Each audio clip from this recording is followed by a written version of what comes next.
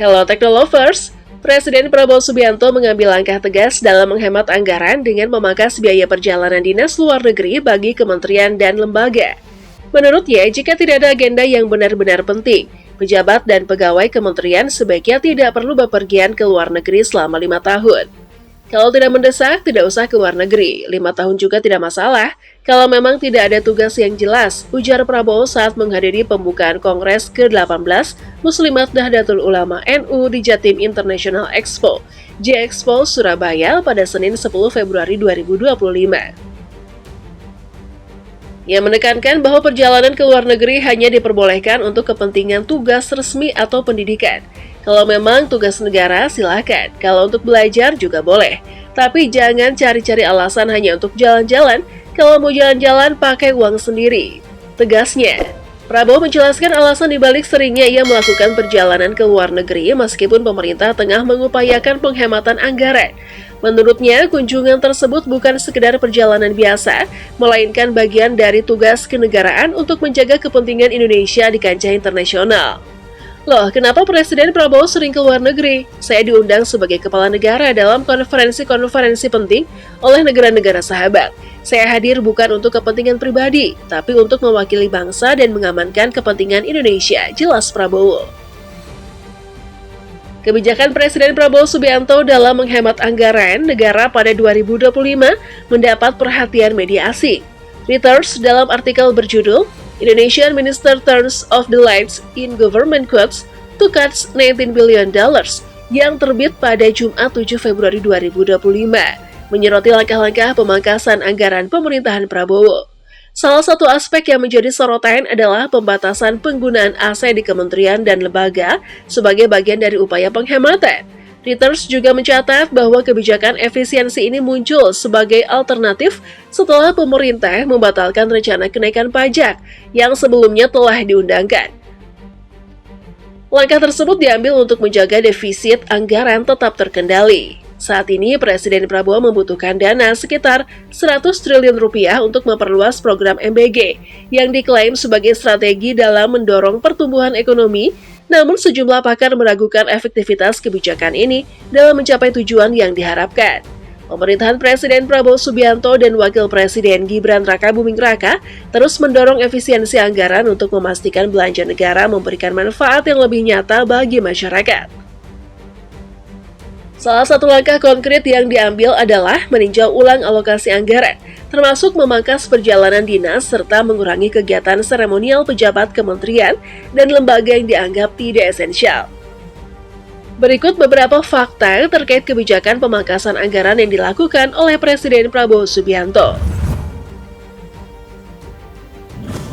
Alasan Prabowo pangkas anggaran kementerian dan lembaga. Presiden Prabowo Subianto menjelaskan alasan dibalik kebijakannya memangkas anggaran kementerian dan lembaga.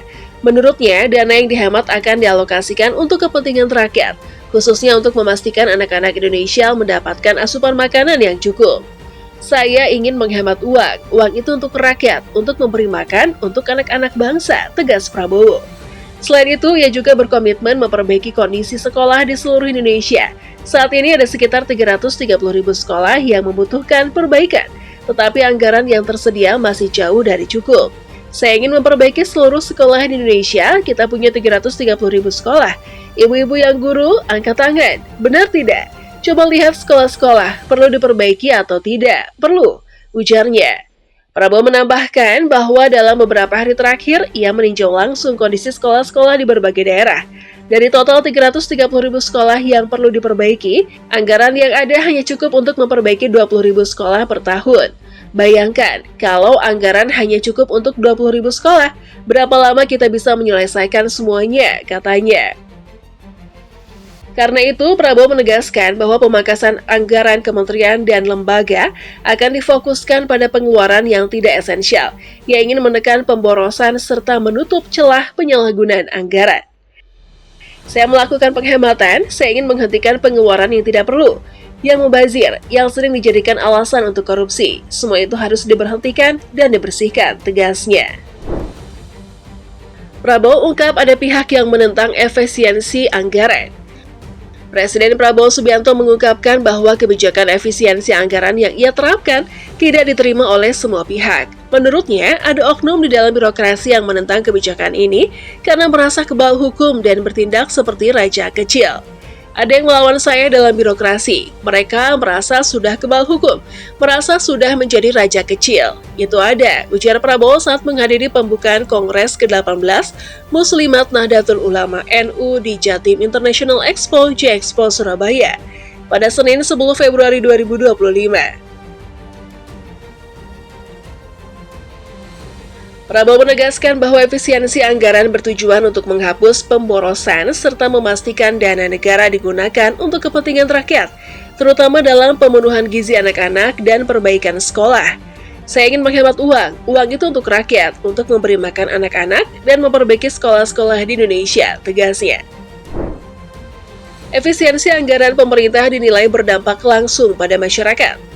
Pemerintahan Presiden Prabowo Subianto dan Wakil Presiden Gibran Rakabuming Raka terus mendorong efisiensi anggaran agar belanja negara lebih bermanfaat bagi masyarakat luas. Salah satu langkah utama yang diterapkan adalah meninjau kembali alokasi anggaran, termasuk pemangkasan perjalanan dinas dan kegiatan seremonial yang dinilai kurang penting. Pengamat politik dan pemerintahan dari Universitas Jenderal Ahmad Yani atau Unjani Cimahi, Arlan Sidih, menilai kebijakan ini merupakan langkah strategis untuk memastikan anggaran negara lebih fokus pada kepentingan rakyat. Saya mendukung efisiensi anggaran termasuk pemangkasan perjalanan dinas, agar dana yang ada bisa lebih menyentuh masyarakat secara langsung, ujar Arlan.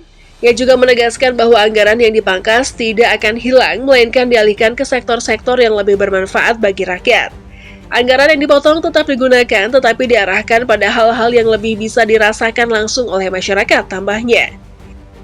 Senada dengan Arlan, Direktur Eksekutif Indonesia Political Opinion atau IPO, Deddy Kurnia Syah, menyoroti bahwa selama ini banyak perjalanan dinas dan kunjungan kerja yang lebih bersifat seremonial dan berpotensi menjadi pemborosan anggaran.